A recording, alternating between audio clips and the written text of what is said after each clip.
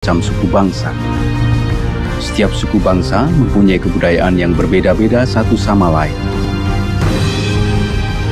Kalang sebagai kelompok suku bangsa yang hidup di Jawa berabad-abad yang lampau, kini masih menyisakan banyak misteri.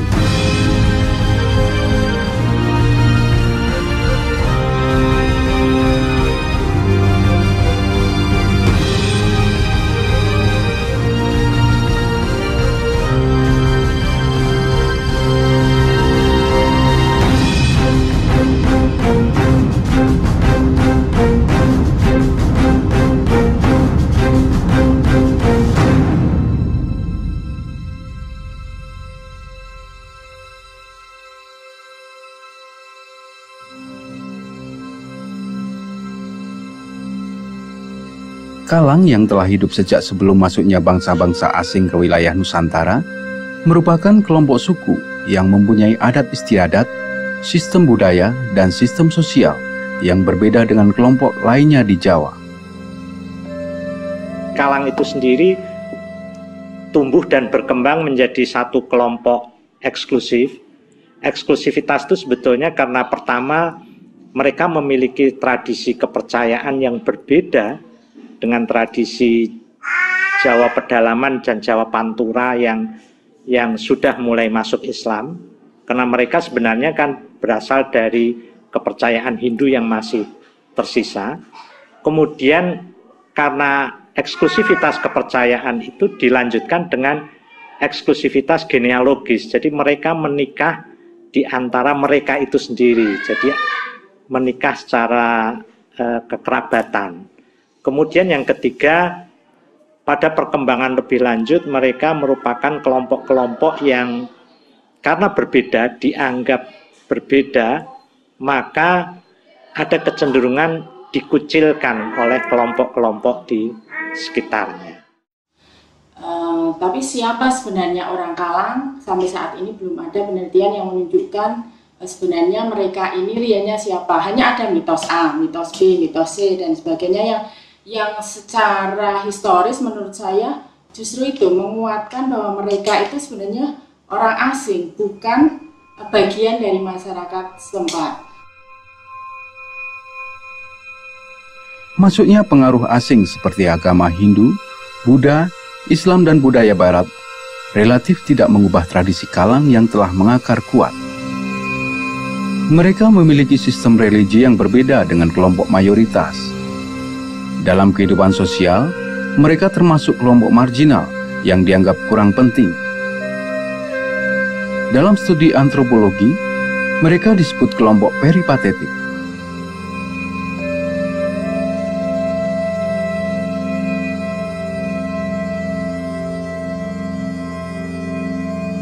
Kelompok Kalang itu asalnya punya kepercayaan Hindu, walaupun kemudian seiring waktu berjalannya waktu kan mereka juga memeluk Islam, ya kan.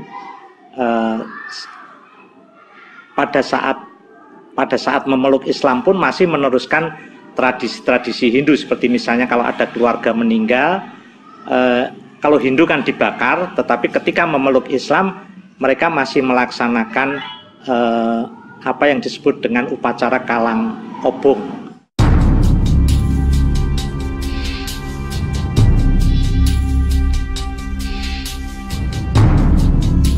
Upacara Kalang Obong merupakan perwujudan dari pelaksanaan amanat para leluhur masyarakat Kalang supaya anak cucu mereka menyempurnakan arwah nenek moyangnya.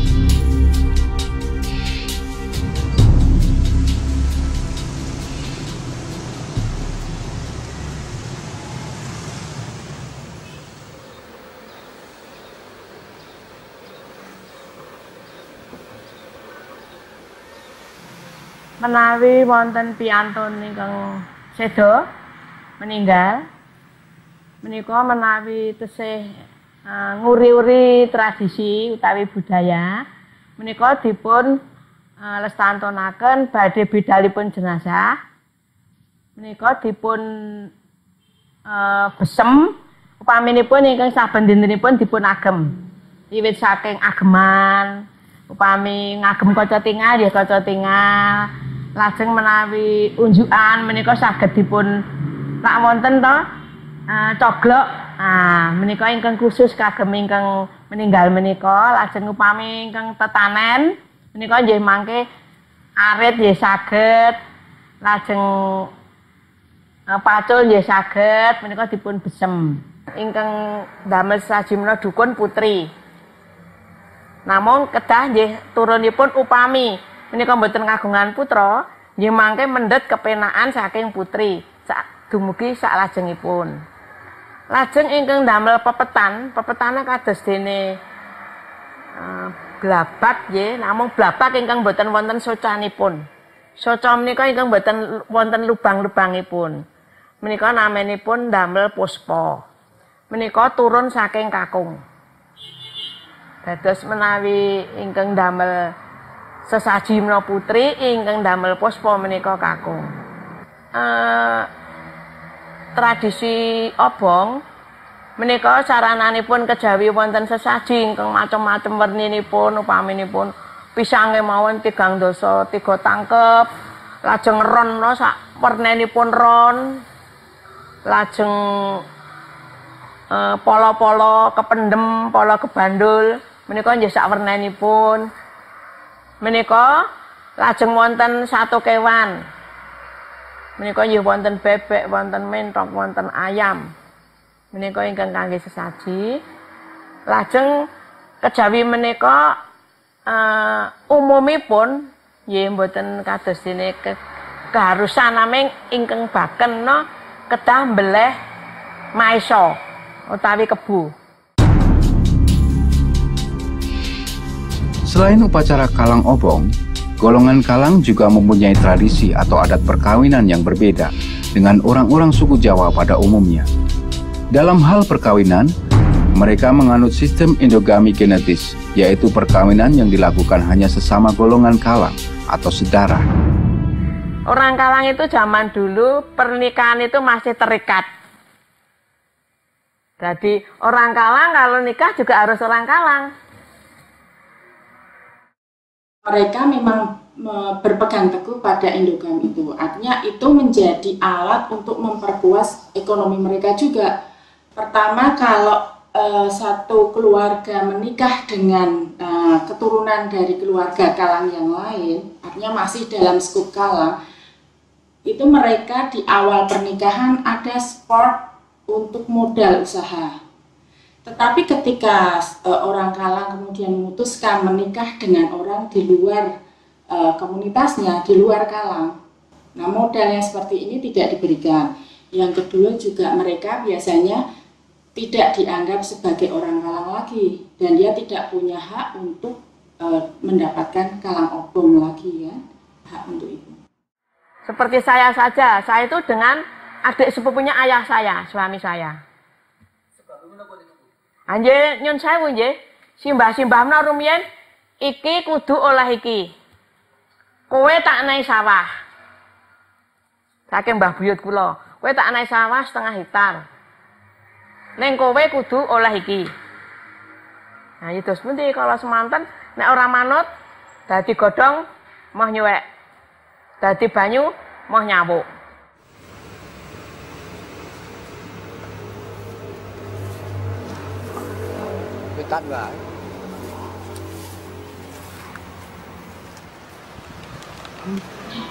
Sebenarnya istilah kalang itu sendiri secara denotatif menunjuk kepada kelompok abdi dalam yang masih beragama Hindu di dalam sebuah keraton yang sudah Islam dan merupakan abdi dalam yang mengurusi bangunan, arsitektur dan properti keraton itu sendiri. Tetapi secara konotatif kemudian merupakan, karena ada ceritanya, kelompok yang dikalang, yang dikucilkan, karena ada beberapa versi kenapa abdi dalam atau kelompok kalang itu menjadi dikucilkan. Kalau data-data bermacam-macam data tentang siapa sebenarnya orang kalang. Ada yang bilang bahwa mereka ini tawanan Sultan Agung yang kemudian ditempatkan di suatu tempat, kemudian karena dia punya kemampuan ekonomi yang baik, sistem pernikahan endogami yang baik, kemudian dia dikenal juga hemat, sehingga secara finansial mereka modalnya sangat kuat. Tapi di sisi lain ada juga yang bilang, enggak, mereka ini keturunan Majapahit yang tersisa di sana, ada yang bilang seperti itu. Salah satu abdi dalam Kalang itu kalau versi Kota Gede kan selingkuh dengan salah satu selirnya Sultan Agung.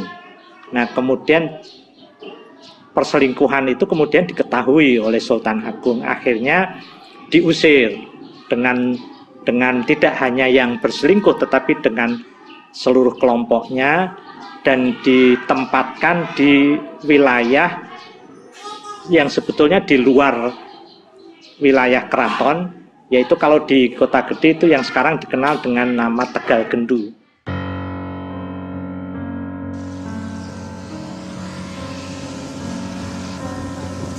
Makanya dalam versi Kota Gede kan yang selingkuh itu namanya Joko Sono. Sono itu dalam bahasa Jawa lama itu juga berarti anjing, gitu kan. Makanya pada waktu kisah perselingkuhan itu ketahuan kan, Sultan Agung mengatakan begini, oh dasar Sono, dasar asu, wong wis di openi, sudah dirawat, dipelihara, kok malah celutak gitu, berkhianat gitu kan. Nah, anjing kan punya ekor. Makanya di dalam mitologi atau dalam mitos ya, mitos yang muncul kemudian orang Kalang itu adalah orang-orang yang punya buntut. Ada yang mengatakan kalau Trah Kalang itu katanya mempunyai ekor. Tapi ternyata nggak ada. Itu yang nggak senang itu loh. Biasanya gitu. Pada masa Mataram Islam, Kota Gede, pada tahun 1636 Masehi, Sultan Agung memberi tempat tinggal dan menetap di daerah Jawa Tengah, yaitu Rembang dan Pati. Mereka diberi tugas mencari kayu, menebang pohon di hutan, membuat gorab atau gerobak, dan kapal perang. Dalam perkembangan kerajaan Mataram Islam, mereka juga diberi tugas sebagai pengangkut barang-barang, kusir pedati, tukang kayu, dan lain-lain. Karena keahliannya dalam pertukangan kayu, beberapa di antaranya diangkat menjadi abdi dalam dengan tugas khusus untuk mendirikan bangunan-bangunan di lingkungan keraton seperti masjid, istana, rumah, makam, dan bangunan lain. Di dalam masa pemerintahan Sultan Agung ini rupanya itu yang meningkat, di mana orang-orang Kalang ini lebih direkrut menjadi abdi dalam. Nah, abdi dalam ini abdi dalam Bundagi, abdi dalam yaitu orang Kalang.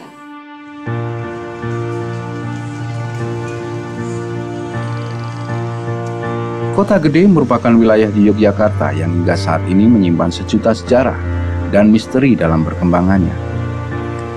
Suatu wilayah yang mampu memberikan warna dalam perjalanan perkembangan kota Yogyakarta. Selain sebagai bekas pusat kerajaan Mataram Islam pada zaman Sultan Agung yang menjadi cikal bakal keraton Ngayogyakarta Hadiningrat dan keraton Surakarta, juga dahulu sebagai pusat perekonomian dan perdagangan Hindia Belanda. Ketika Kota Gede telah berubah menjadi pusat perdagangan dan perekonomian Jawa pada pertengahan abad 18 dan akhir abad 19, maka gelombang kedatangan para pedagang ke Kota Gede semakin banyak. Mertawangsa merupakan salah satu saudagar Kalang pemilik perusahaan dagang dan pegadaian dari Gombong yang hijrah ke Kota Gede pada waktu itu. Trah ini pula banyak melahirkan saudagar-saudagar Kota Gede yang kaya raya. Salah satu wong Kalang Kota Gede yang menjadi saudagar kaya raya, yaitu Prawiro Suwarno atau Bekel Tembong. Dari Mulyo Suwarno dulu, Mulyo Suwarno itu adalah ayahnya dari Mbah Prawiro Suwarno. Jadi rumah ini adalah rumah cikal yang dulu menghuni adalah kagungannya Mbah Mulyo Suwarno. saat itu Mbah Suwarno rasanya terus Mbah Demang saking. Oh, Mbah Demang. Dari Mbah Demang itu di sini kemudian diteruskan ke Mbah Mulyo Suwarno. Mbah Mulyo Suwarno itu menurunkan Prawiro Suwarno yang bekali tembok itu tadi. Satu tunggal itu berarti.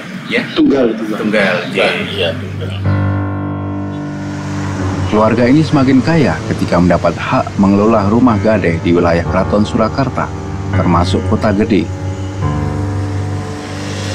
Pada akhir abad ke-19, awal abad ke-20, itu kelompok Kalang itu diberi hak, semacam hak monopoli untuk mengurusi komoditas pegadaian, kemudian candu, dan juga berlian. Jadi ketiga komoditas itu dikuasai oleh kelompok yang disebut dengan atau dikenal sebagai kelompok Kalang.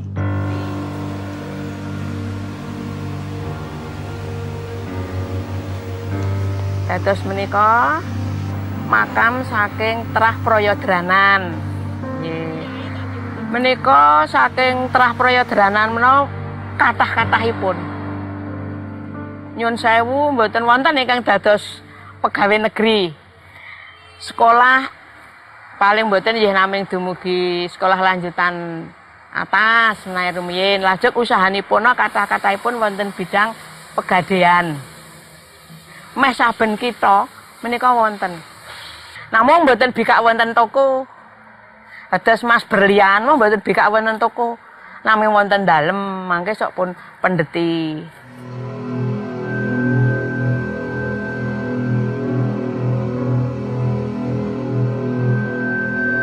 Kalang di Kota Gede itu kan ada dua, ada yang masuk ke Surakarta, ada yang masuk ke Yogyakarta. Yang di Surakarta kan otomatis dia mendapatkan lisensi untuk membuka pegadaian. Dan pegadaian yang dia buka kan tidak hanya di Kota Gede, tapi juga di beberapa kota besar di Jawa, terutama di sekitar Jogja, di Delanggu, kemudian di Klaten, dan di Banyudono. Itu tiga tempat yang secara otomatis menguatkan lisensi ini bahwa keraton punya andil juga.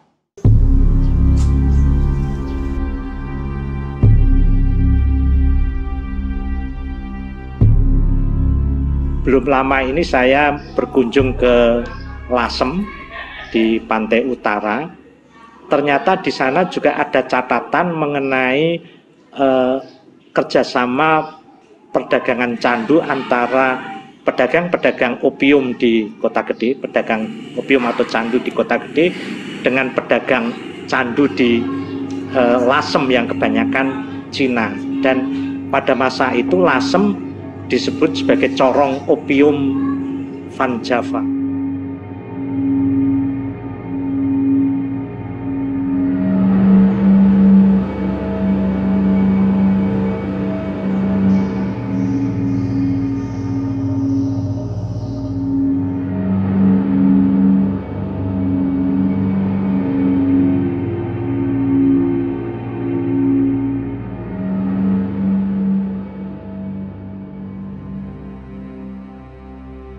Catatan pertama tentang orang Kalang ditemukan dalam prasasti yang berasal dari zaman Mataram Hindu di Jawa Tengah. Istilah Kalang muncul pertama kali dalam prasasti Kubur Candi atau prasasti Kamalagi yang ditemukan di Desa Tegalsari, Candi Mulyo, Magelang yang dibuat tahun Caka 743 atau 821 Masehi pada masa pemerintahan Raja Sailendra atau Rakai Garung. Menurut Goris, tahun 1930 berarti menyatakan jabatan atau profesi dari Kalang sebagai tukang kayu.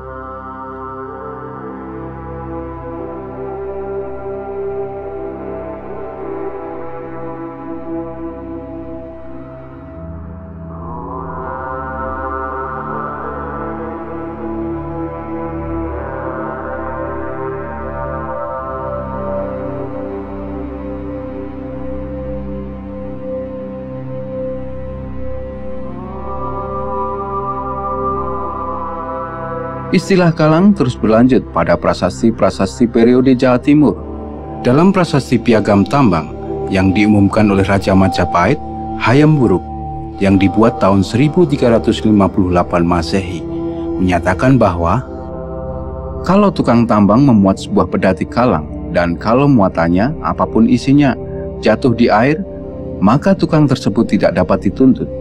Namun, dia tidak akan menerima imbalan apapun kalau muatan itu hilang.